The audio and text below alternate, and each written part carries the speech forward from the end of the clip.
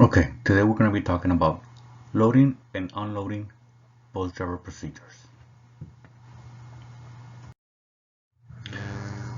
Apply a 10-foot safety zone. When loading and unloading students, always apply a 10-foot safety zone to both sides and rear of the bus with a 10-foot zone in the front. Buses will be in park as long as students are in these zones.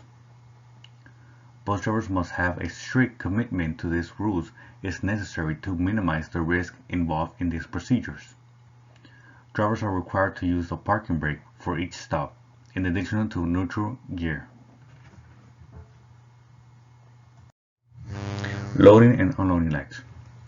Lights must always be used when students are deboarding the bus. Remember to always turn on the amber lamps 100 to 300 feet when you are about to get to the stop. Always remember to activate the loading, unloading lights, the red lights, when you make a complete stop to pick up students. Student road crossing.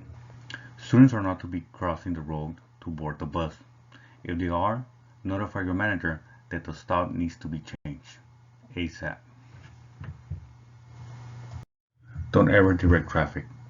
Drivers should never direct traffic while making a stop or while they are driving.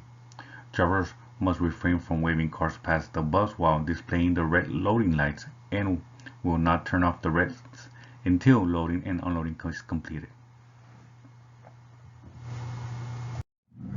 Count the students. Drivers must count the number of students unloading at the stop and be sure each is counted for before moving the bus. Always make sure you count the students when you are loading them at the stop. Drivers must check our mirrors before moving the bus. Unloading students at school.